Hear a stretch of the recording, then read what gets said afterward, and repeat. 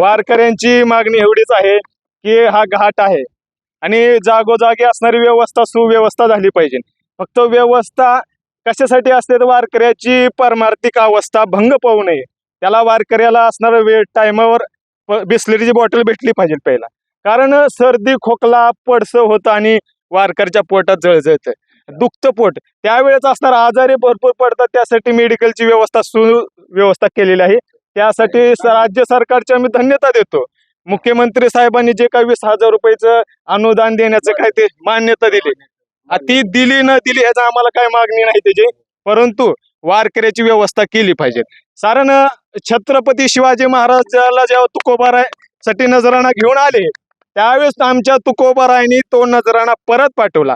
तसं आम्ही राज्य सरकारला आमचा नजराणा परत पाठवतो आणि राज्य सरकारला सांगतो की आमची फक्त तुम्ही दखल घ्या. वारकरी संप्रदायाची माळ गळ्यामध्ये तुम्ही घाला, कंठी मिरवा तुळशी व्रत करा एकादशी, संप्रदायाचे पाईक बना. आणि संप्रदायाचे पाईक जर तुम्ही एकनाथ शिंदे म्हणत असाल तर तुम्हाला आम्ही एकनाथ शिंदे म्हणू.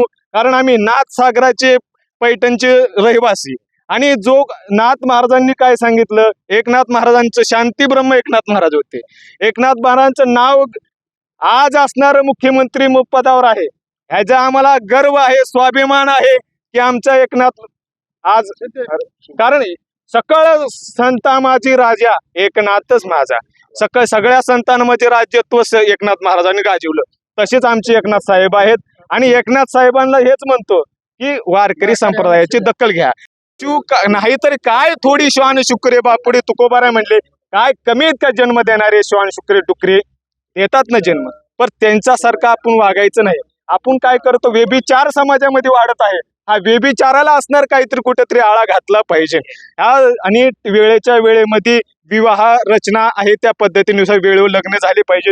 विसावासाठी हॉल तयार केले पाहिजे, एक मोठा आहे का ना महत्वाचा एखादा हॉल बनवला पाहिजे. वारकऱ्यांसाठी खुर्च्या चर्च लावले पाहिजे आणि वारकऱ्यांसाठी चांगल्या प्रकारे सत्कार केला पाहिजे. वारकऱ्यांचा फुल शिरप देऊन. आणि एवढंच मागणी, दुसरं काय जास्त काय नाही. वारकऱ्याची जास्त मागणीच नसते. काय मागणे हे आम्हा अनुचित, वडिलांची रीत जाणत असे. तुकोबाराय म्हणले आम्ही काय मागणार, आम्हाला अनुचित का मागण्यासाठी काय नाही. आमच्या वडिलांची रीत आहे, आम्ही कुणापाशी हात पसरत नाही. आणि तुमचे 20,000 आम्हाला नको आहेत, कारण हे 20,000 घेऊन आमची भूमिका आम्हाला बदलायची नाही. आमची भूमिका तुकोबारायांची आहे. तुकोबारायांनी नजराना रिटर्न पाठवला शिवछत्रपतींना, तशी आम्ही हा नजराना तुम्हाला रिटर्न देतो. तुम्ही घ्या, स्वीकार करा आणि सेवेमध्ये त्याचा वापर करा, जमा करा. सेवेमध्ये जमा करा म्हणजे वापर करा सेवेमध्ये. आमच्याकडे जरी पहा ना तुम्ही, झाडं लावतात हो तुम्ही, झाडं लावतात, पाणी कोण घालणार त्याला, ती सुकून चाललं, जळायला लागलं. आज माणूस झाडं लावणारे तयार झाले, लेकरं जन्माला घालणारे तयार झाले, पण उत्पत्ती करणारे वाढतात, पण त्याचं पालन पोषण संगोपन आणि संस्कार देणारे कुठे आहेत.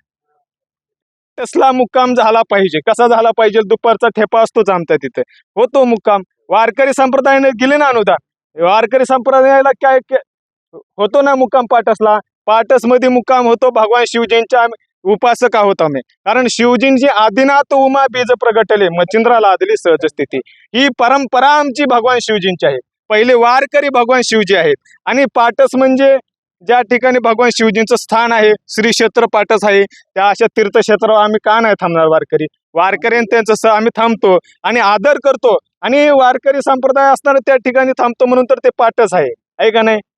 पाटस भूमी तुम्ही चाला आणि 1000 पावलं आमची तुमच्या पाठीमागे राहतील. हे तुम्हाला अनुशासन या तुम्हाला असणार आमचे ही वारकरी संप्रदायाचं विनंती. पुण्याच्या पूर्व भागातील 1938 पासून ग्राहकांना गुणवत्ता व सेवेची हमी असलेले अग्रवाल स्वीट्स म्हणजे नुसती परंपरा नाही तर चोखंदळ खवयांसाठी मेजवानी आहे. स्वर्गीय मुन्नालाल अग्रवाल यांच्या प्रदीर्घ वारसा सांभाळत अग्रवाल कुटुंबियांनी स्वीट्समध्ये ग्राहकांची गरज ओळखून अस्सल तुपातील पदार्थ आणि तत्पर सेवेचा वारसा जपत फूड क्षेत्रात नावलौकिक मिळवला आहे. हडपसर गाडीतळ व आकाशवाणी रविदर्शन येथील अग्रवाल स्वीट्सच्या शाखेला नक्की भेट द्या.